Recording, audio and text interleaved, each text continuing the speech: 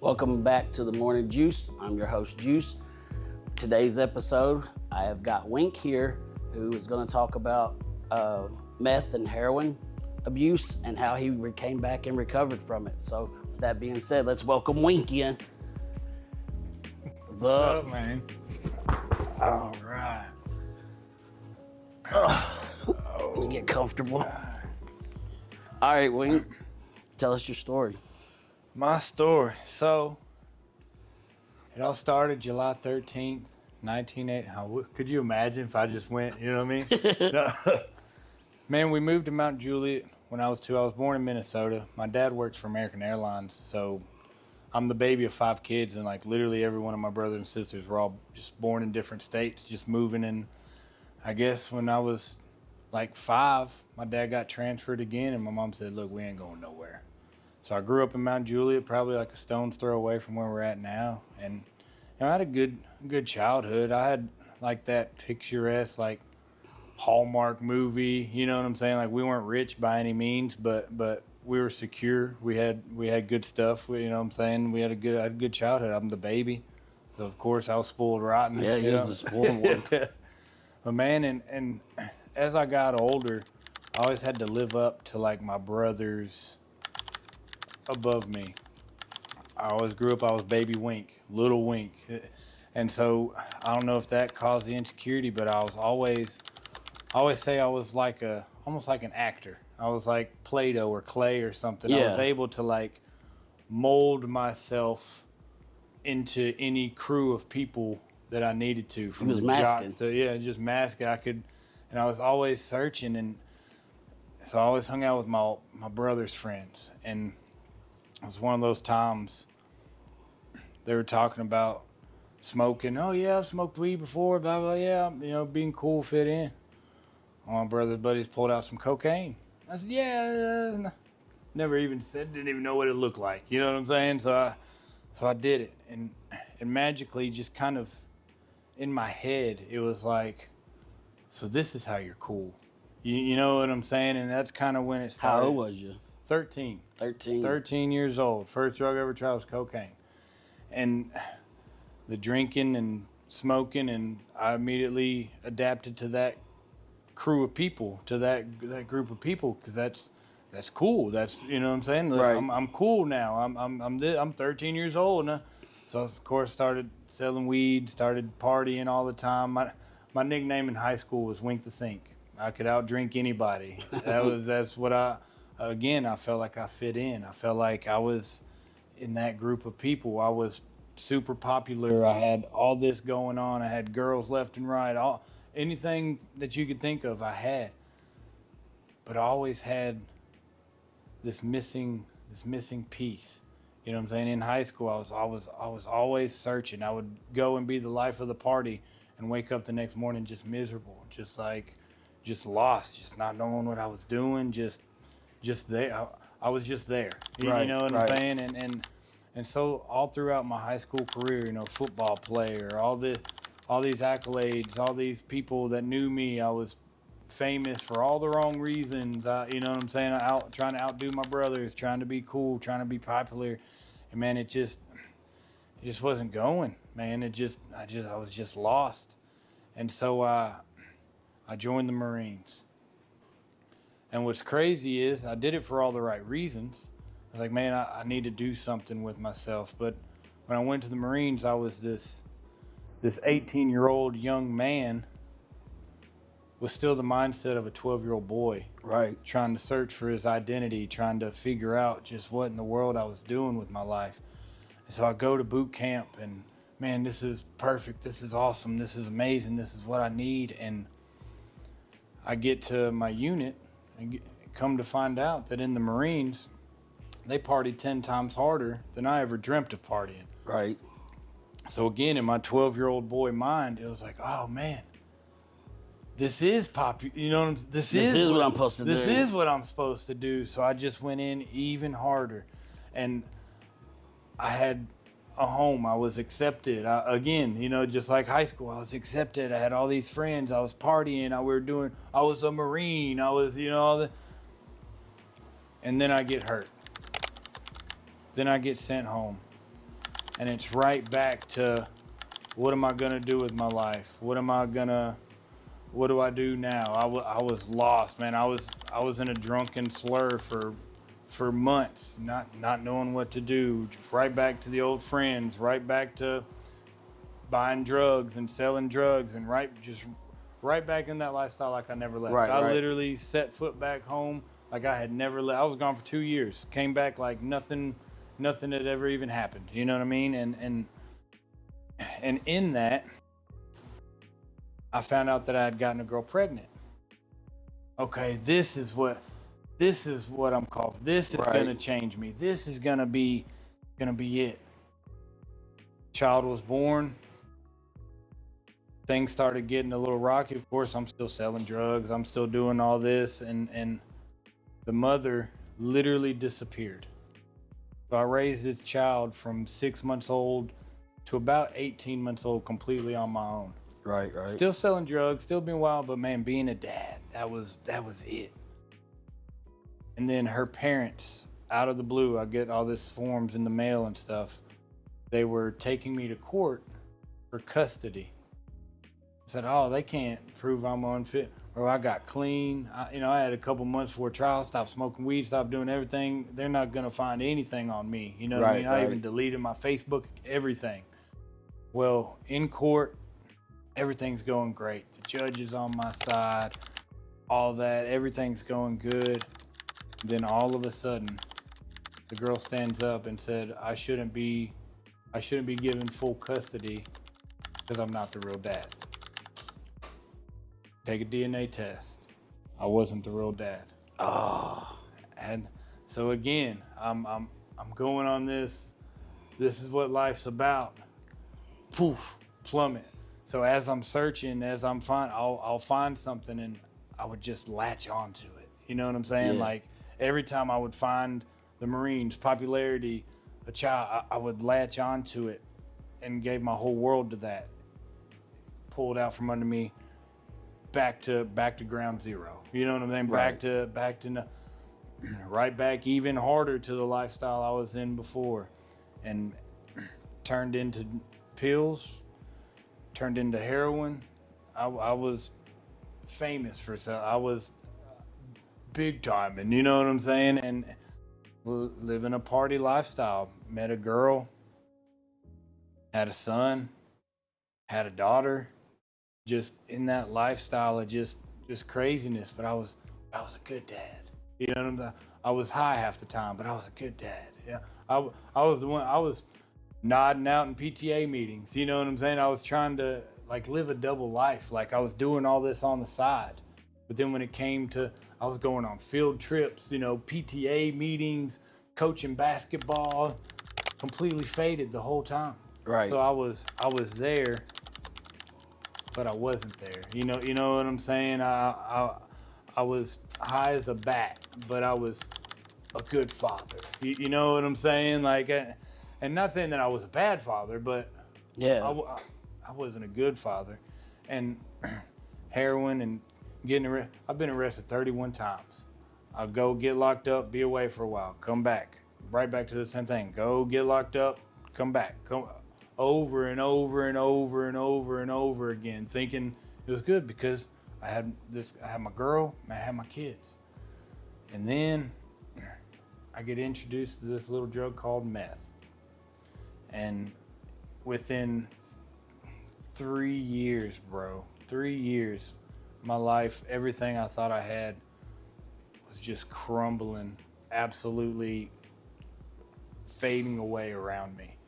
And back to being lost. Me and my ex, the mother of my children, we'd break up for a month, get back together. Break up for a week, get back together. Just kids in disarray, just them seeing all of this going on around me, just all this. How old are you at this time? I'm 27 when it started. Just pure craziness, man, pure madness. And I finally broke it off. Went to live with my parents. My kids were still there, the whole every other weekend, all that stuff. Yeah. We did it without court or anything like that. And all of a sudden I get a phone call. I'm doing construction at the time. I'm selling, doing construction, and I don't know how. Looking back, the grace of God. So I get this phone call. So my ex at that old house that we were living in, she had a friend living with her that had just had a baby. The baby, well, she was probably like 18 months old at the time. The baby almost dies. The baby crawling around, I guess, finds some drugs on the ground, and like literally the only way she lived is an 18-month-old baby had to get Narcaned, and so they deemed her unfit. So I get a call from DCS at 11 o'clock in the morning. My kids are being transported to my parents' house. I have got to be there within 2 hours or I lose custody. I have to take a drug test. I have to do all the. I'm like, holy crap! I did 3 tenths this morning. You know, right, I rolled right. a bowl on the way to work. You know what I'm saying? And so I'm chugging water. I don't know if it's God, but a mixture of just working out in the heat and drinking a bunch of water. Somehow I get to my parents' house, sweating bullets, bro. Scared. I drank a gallon of water on the way. 20-minute ride. I'm just chugging and scared to death, man. Like I'm about to lose my kids. Thank goodness. Somehow, a mixture of construction, a mixture of just luckily the only guy, like the only male DCS worker that was working at that time that could come was a brand new guy that didn't really know what he was doing. I passed that joker, bro. I passed the drug test. I get temporary custody of my kid. My parents had temporary and I had temporary because I still had to go through some more legal stuff because they saw my background. So I had to, prove myself and do all this. Man, 2 weeks later, she calls me. Missing me, this and that. So I did the worst thing possible, man. I chose drugs and that lifestyle over my kids. I left my parents' house to move back in with her and continue that lifestyle. Forgetting everything that had happened, forgetting all of that, forgetting life at all. I left that. I had gotten clean. I had been sober for 2 weeks now because after that I was like, look, I'm done. I gotta, again, I have my kid. Right back to it, man. So just in and out, back and forth from my parents' house to my ex's house, just living in disarray, man. Skinny as a rail, 160 pounds. I'm 6'3", bro. Look, I thought I looked good too. I looked like Skeletor. And just back and forth, again, picking up more charges. And then finally I get the letter from DCS that I was losing my kids, that my parents were getting full custody. And I guess I was just so lost and so broken that when all that transpired, when all that happened, I guess it didn't even affect me. Maybe it's because like I knew they were with my parents. Right. You're like, at least they're safe. Yeah, at least they're safe. At least they're cool. I can keep, because I had bought in, bro. I had done burned so many bridges. I had done lost everything time and time again. I don't even know if there was a bridge left that I hadn't burnt. You know what I'm saying? I wasn't suicidal, but I didn't care if I died. Right. I mean, I've overdosed 7 times. I've had guns pointed to my head. I have guns held in my mouth. And I didn't care. Bro, one time, this side story, how I met one of my first plugs selling heroin. He held a gun to my head, and I said, man, if you shoot me, you better kill me. He said, man, you're the craziest white boy I've ever met. Come to the back. Like, just magic, like, just happened. I mean, yeah, I didn't care, man. I was just lost. I thought that was the lifestyle left for me to live. Right. You know what I'm saying? I was just there. I was just on this earth. You know what I'm saying? I was just here. I was for the next fix. For the next fix. A judge told me one time, Mr. Wienk, you don't deserve to be out because you're a menace to society. It's like I embraced that. Like, oh, I'm a menace to society. Here, let me see what I can do now. And so it was like that my whole life. Anything that I was called or anything that I was told that I was, That's what I was. Right. In high school, Wienk, you're the party animal. What did I do? I lived that party animal name up to the T. You know what I'm saying? Now you're a dad. Every time, looking for my identity. Yeah. I didn't know who I was. So anytime I would get something, I would latch onto that with everything I possibly had. Addiction. I latched onto it with everything I possibly had. Right. You know what I'm saying? Like, it was my life was to be a drug addict at that point. I was done. I had lost everything. What's the point? Right. You know what I'm saying? And then finally, in 2019, I got locked up again for some pretty big boy charges. And doing my time. This is when my mom first started talking to me about treatment. Now, in all of this, even in high school, I got arrested in high school. I got arrested when I was 16. I had a half a pound of weed in my back seat. In all this, my mom was the rock. Literally every one of my brothers and sisters, my dad, anybody in my family, they literally blocked my number. They would not answer, except for my mom. She was the only person when I was in jail that would talk to me. And she started bringing, you need to go to treatment. You need to go to treatment. Mom, what's the point? You know, this is my life. Had you ever done treatment before then? Never. Never done treatment? Never once. No. And Mom, I don't need you. I'm too far gone. Mom, I'm too far gone. Get out. Right back to it. Well, some old charges came up. And so in 2020, I get locked up again. You know? And so I'm sitting there like, man, what do I do now? My mom, call her, Mom, my bill is only $500. Can you please get me out of here? Her exact words, she goes, son, why would I bail you out of jail? She goes, every time you're locked up, it's the only nights that I actually sleep at night. With you in jail, I at least know that you're alive. I know that you're safe. I know that you're not going to die. I know I'm not going to get that phone call saying that you've been shot and killed or you've overdosed. She was like, I absolutely will not bail you out. Right.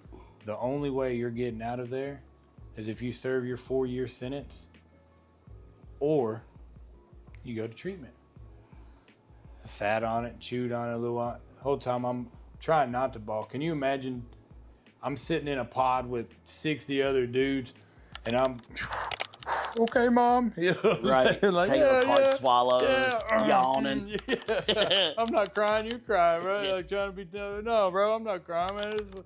Man, and so I sat on it, man. I swallowed it. I don't know, man, just contemplated life. And then I finally was like, you know what?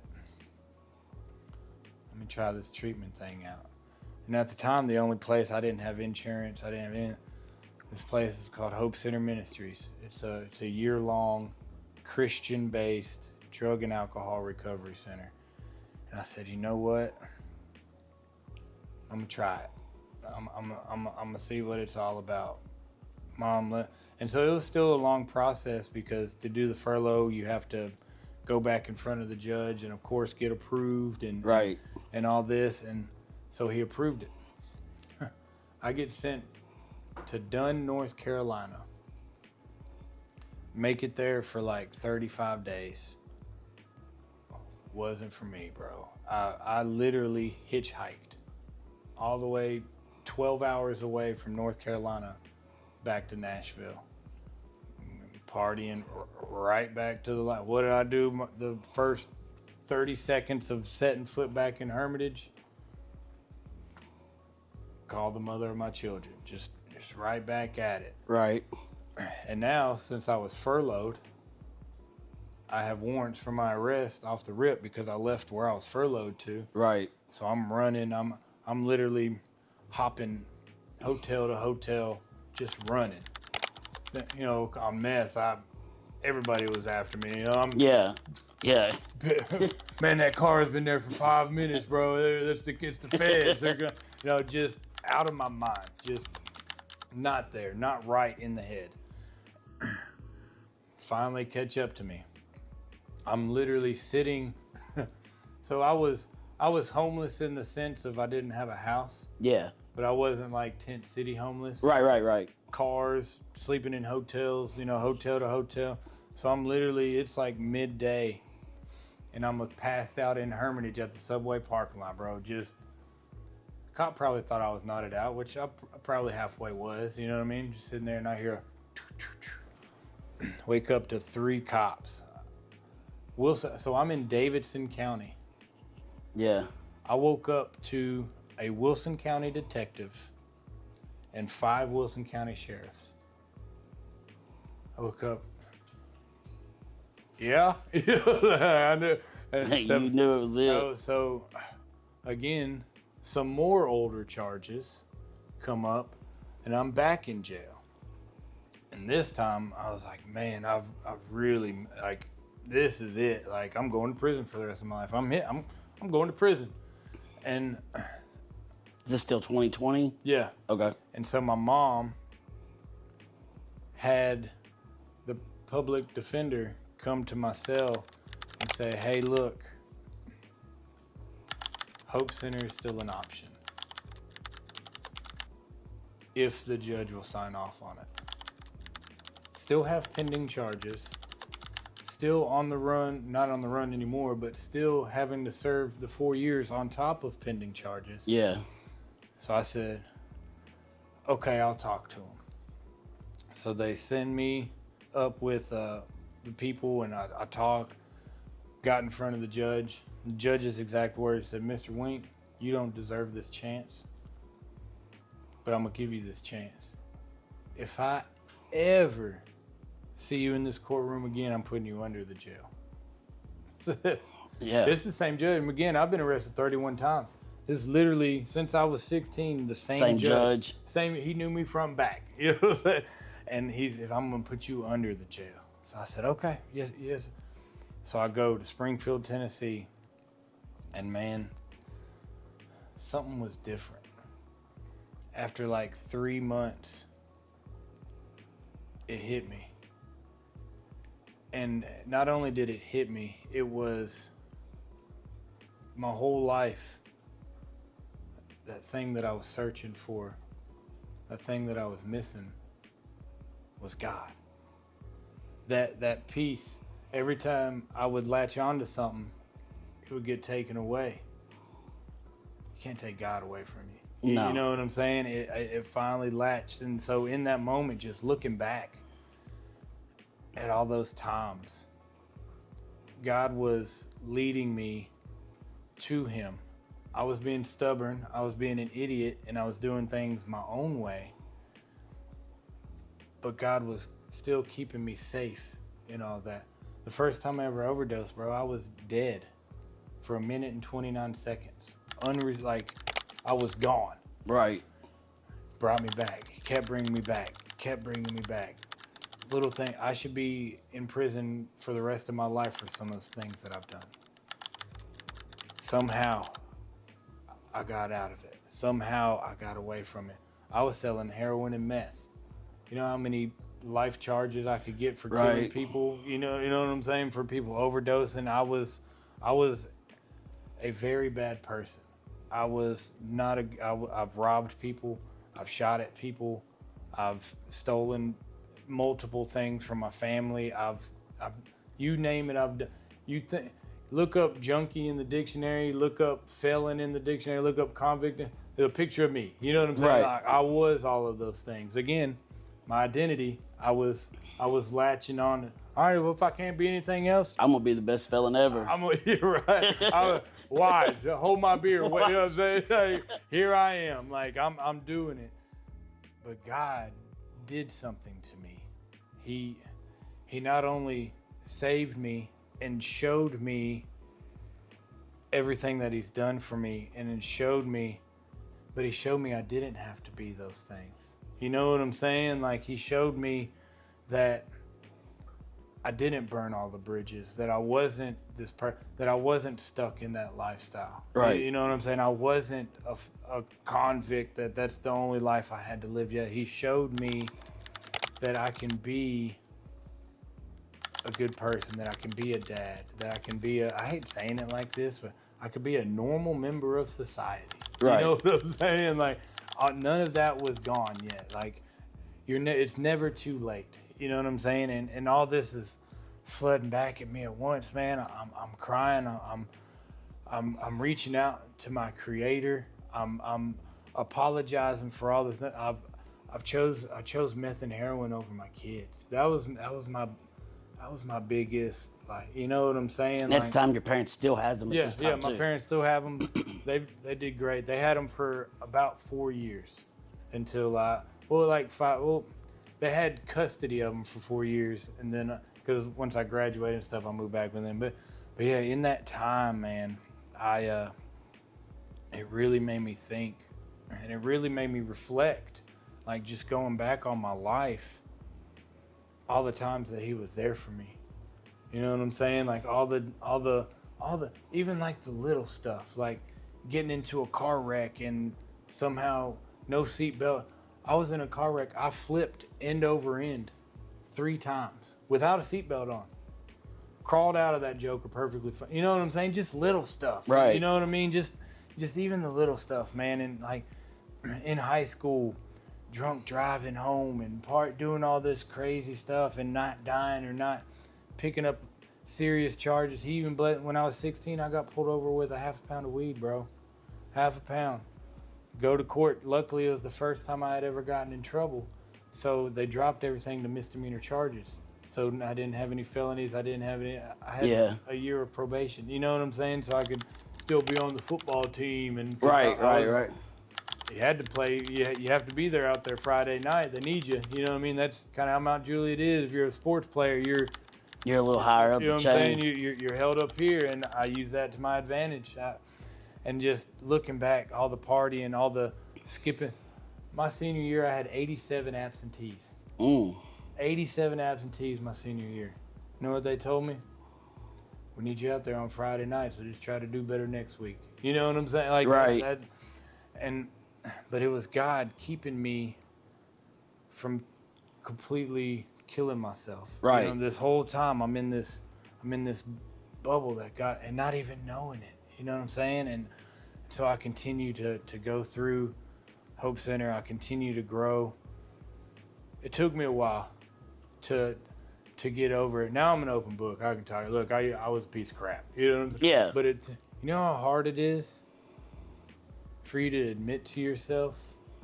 You know what I'm saying? Especially like when you start those first 1 to 4 steps, like right. With all your felonies and all the stuff, you had to you know, because you got to make that list, and that list was and you have to go back. Like I'm writing.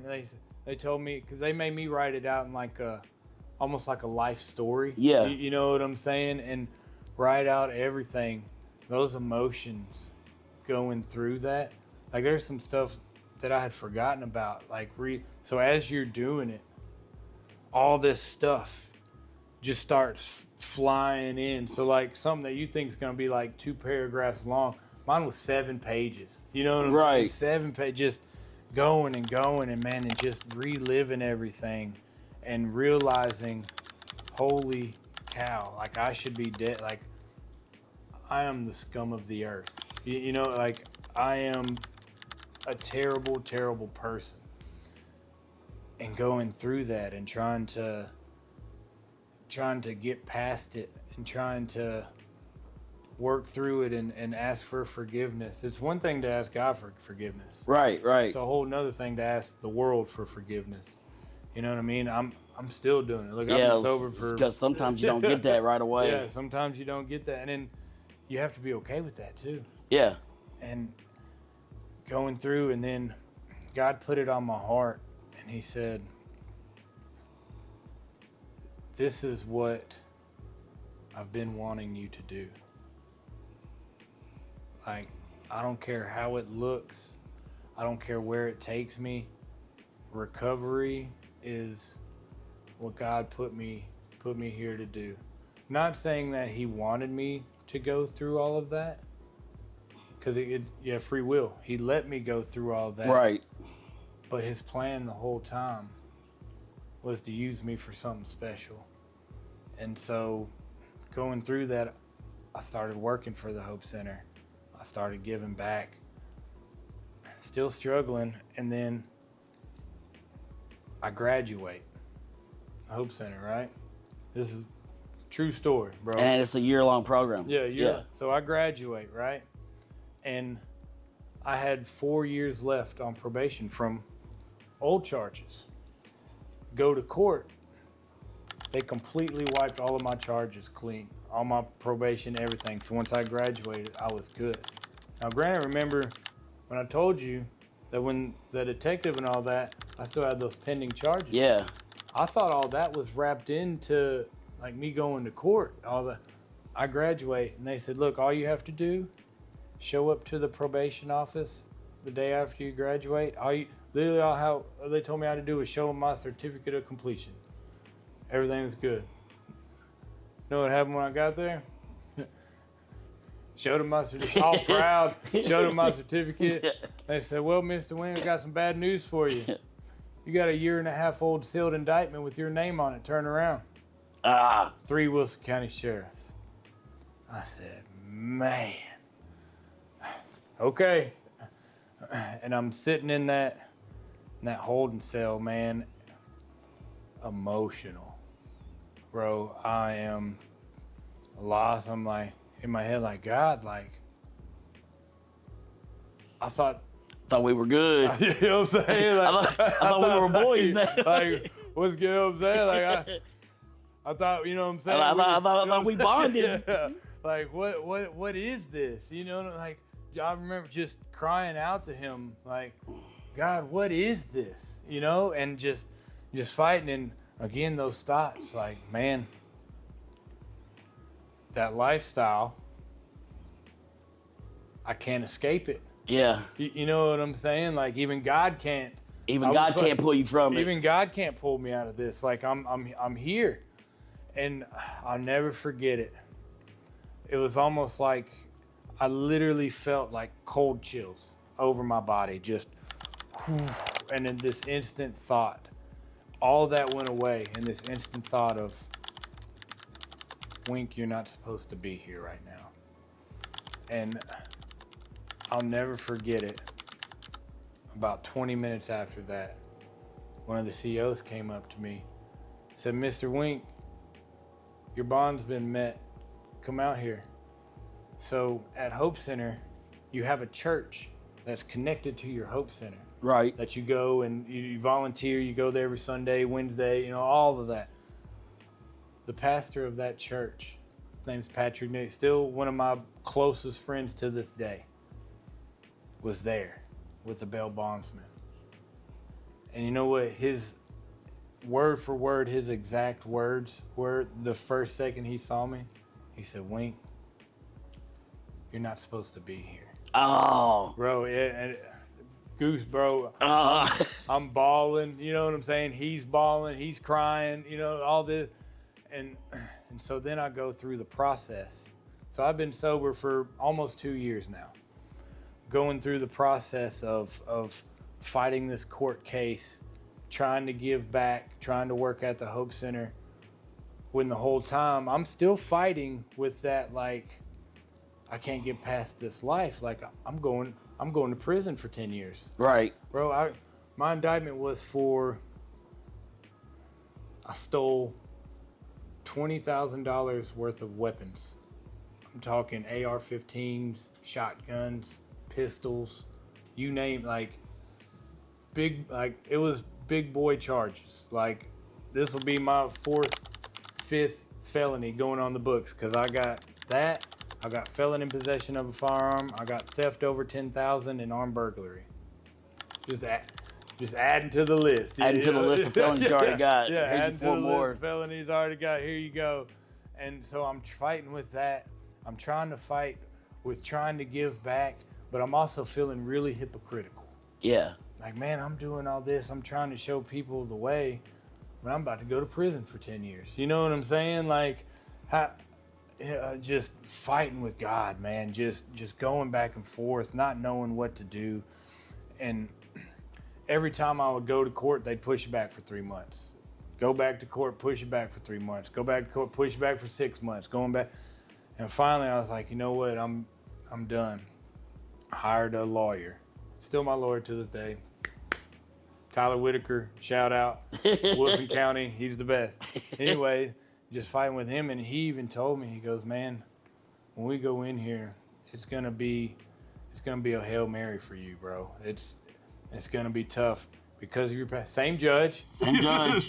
Same they won't see you ever again. Yeah, same judge, and I'm just like, God,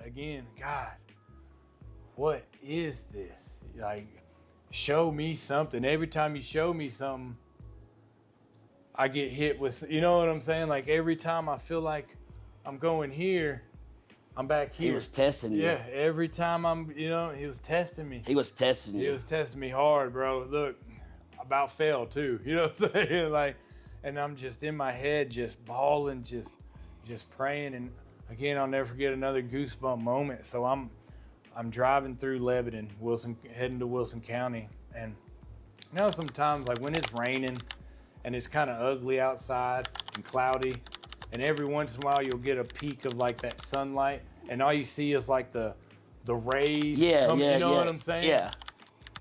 I'm driving up, and that's what it was, over the Wilson County Courthouse. Nowhere else, just these rays, like shining. Bro, I'm like shaking with anxiety. Like, bro, I'm about to go back to prison. Like, I'm done. Like, this is it. My life's over. I've already spent 8 years of my life behind bars. I'm about to finish it out. Yeah, you know what I'm saying? Like, I was scared to death. And I saw that, and again, that car, I about wrecked. You know, like that car chill. Like, okay, be still. You know, be still. I get there, and sure enough, man, that same judge had told me if you ever saw me again, he looked at me and he said, Mr. Wienk, I have every right to send you to prison for the next 10 years. But I see something different in you. I see the change. I see the light in your eyes. I see something in you. So I'm going to give you this chance. He gave me 6 years probation.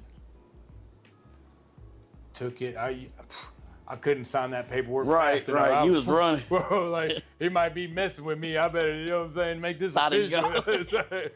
and started, man. And with that, all that other was lifted. I wasn't hypocritical. In fact, God was using me to try to still give back to others. While it's all about perspective. You know what I'm saying? This whole time I'm feeling hypocritical. Like, who am I? Like, I'm about to go to prison, and I'm telling all these guys that God can get you out of it. You know what I'm saying? Like, right. God can handle everything. God can't handle this. I'm going to prison. You know, like, he did. You know what I'm saying? So it's just this constant, like, every time I fall off or every time I find myself searching, God's right there. And from that, man, I just jumped and leapt into it, man. I've been working. I've literally dedicated my life, my family's life. I've got a new, amazing wife now. And it's kind of crazy. Like, the most trouble she's ever gotten into is she got a speeding ticket when she was 16. You know what I'm saying? So two polar opposites. Right. You know, and she's adopted my kids. That's the other. I got full custody of my kids back. I don't know where mom is, the mother of my children. Last I heard from her was like 4 or 5 years ago. She's still in addiction, last I heard she was in Tent City somewhere in Nashville. But she's adopted my kids.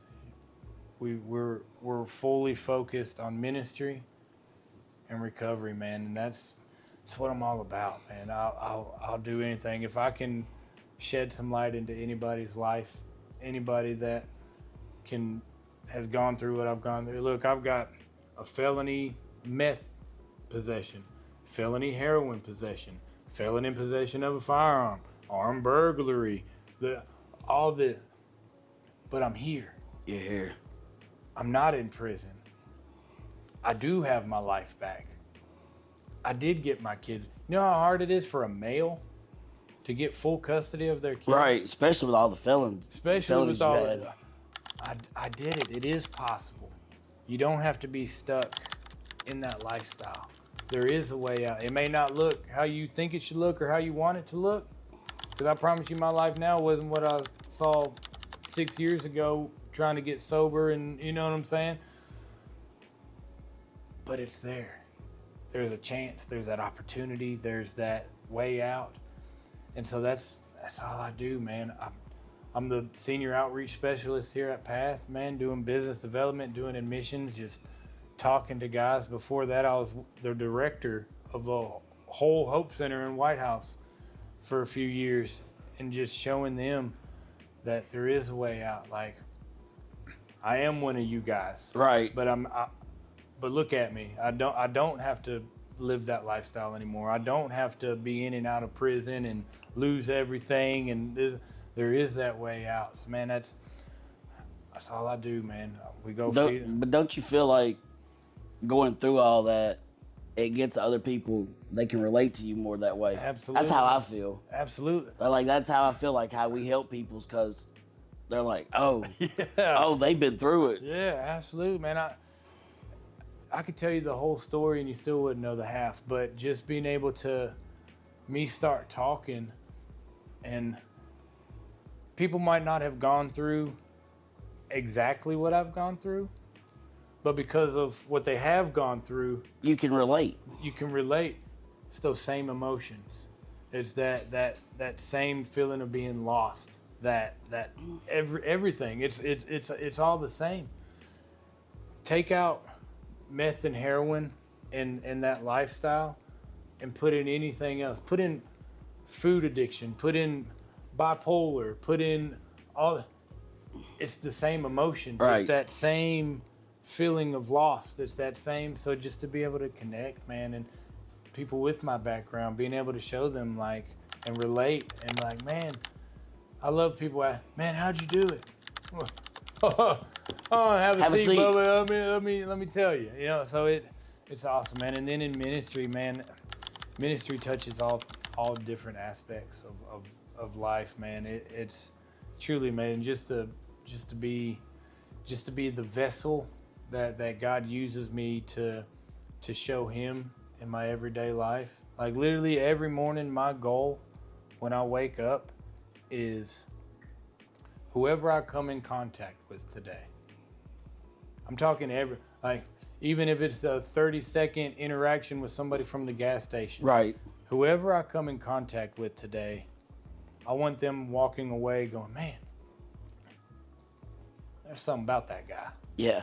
You know what I'm saying? Like that. That's my goal. And not only that, is for them to realize that and then ask me, man, there's something different about you. Like, right. What's hold on, let me sit you down and tell you about this Jesus of mine. You know what I'm saying? Like, that's my ministry. That giving back and leading Bible studies and talking to the homeless and feeding. Bro, I take my little kids to feed the homeless. You know what? The craziest thing, I can't even recollect the thought process in this. I had a lady tell me one time, she goes, I don't understand why you take your kids to go feed the homeless. They're seeing terrible, nasty things, those homeless people there. I said, well, the way I see it is your perspective's wrong, because you're seeing all the negative, but what I'm showing my kids is God.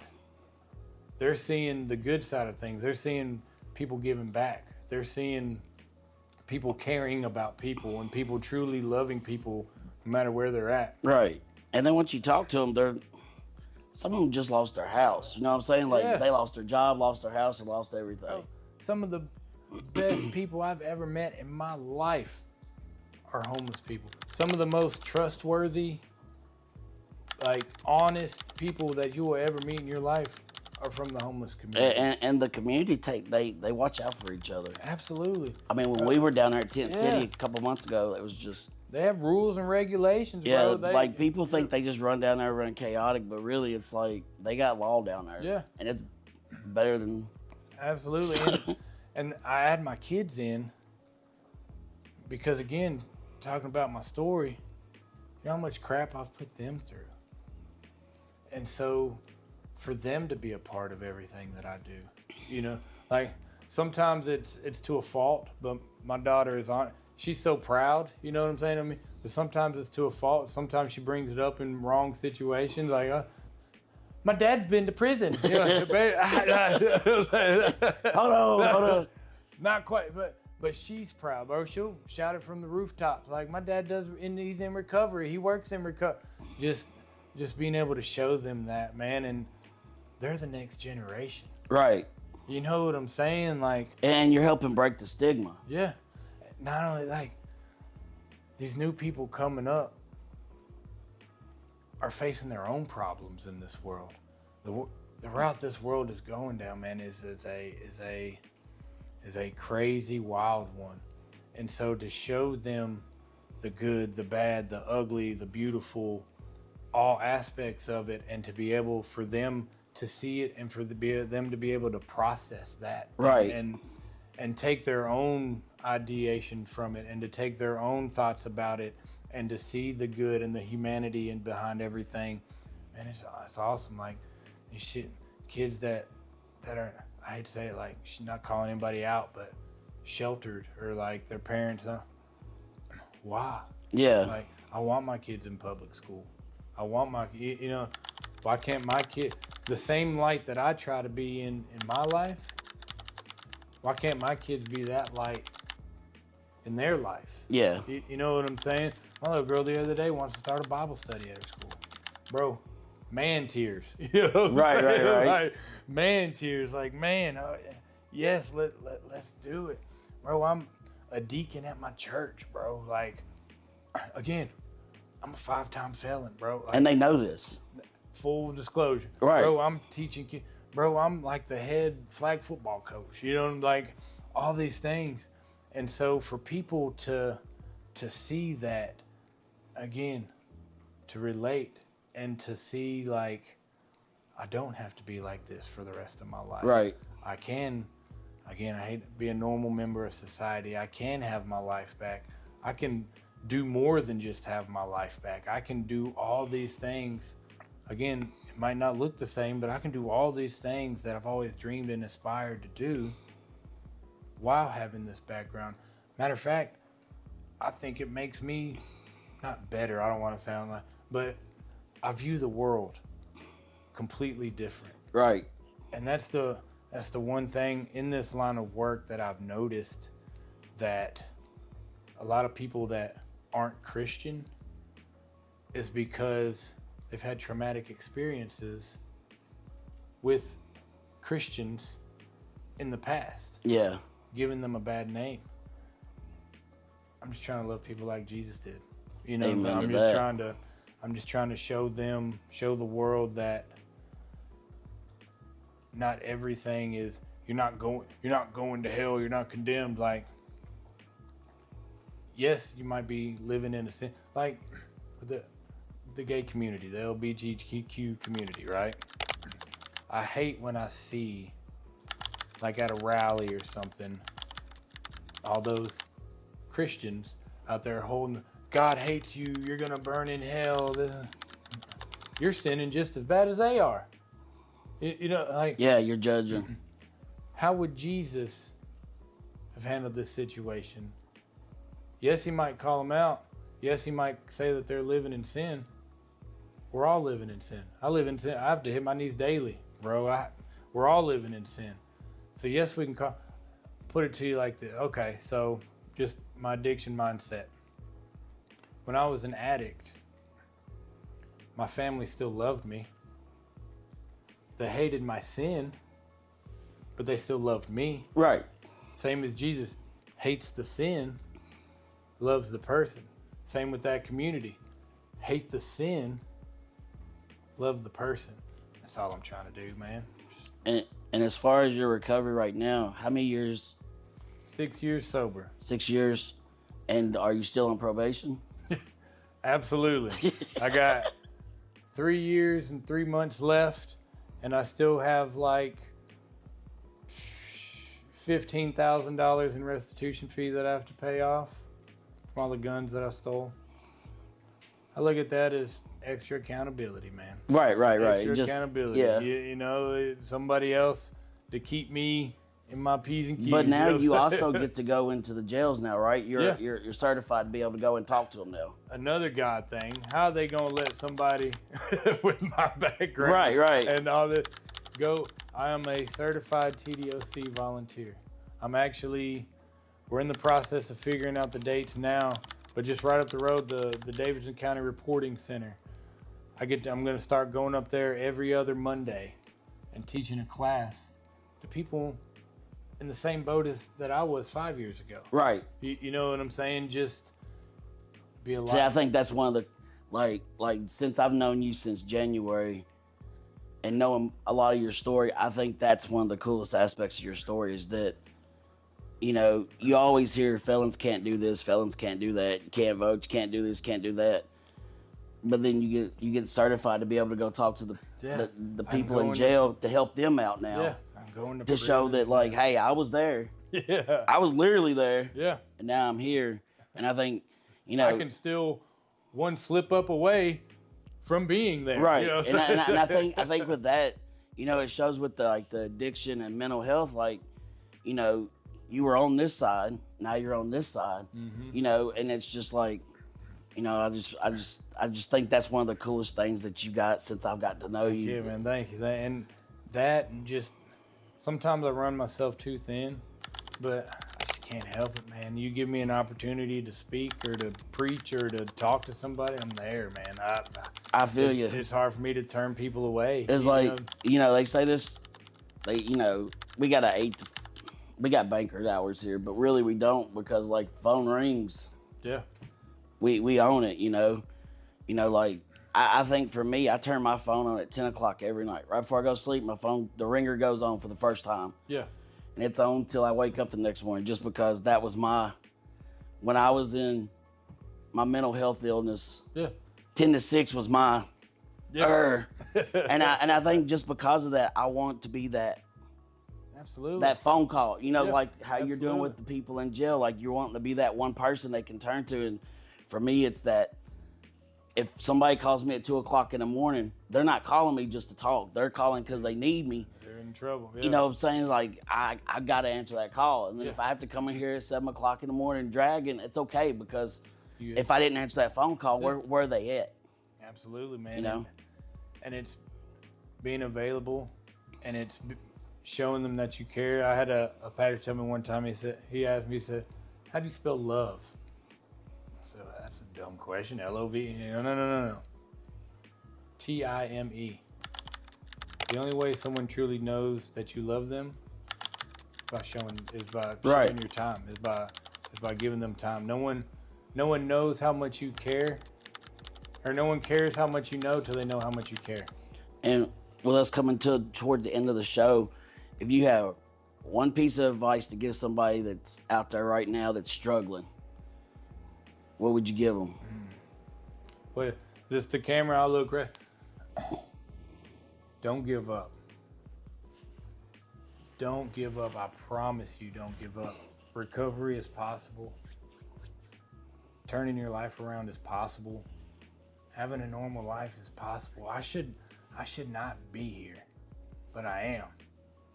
So if you ever need to talk, if you ever need to reach out, call us. We can help you. I know when you're in that addiction, when you're in that lifestyle, it just doesn't seem like anything's ever going to get better. You think you've lost everything. You might have lost your kids. You might have lost your life. You might have lost your wife, your brother, anything. It's possible. Reach out to somebody. It doesn't even have to be me. Reach out to somebody. You can turn this around. I'm literally living proof that you don't have to be in that lifestyle anymore. So please just reach out. That's the best advice.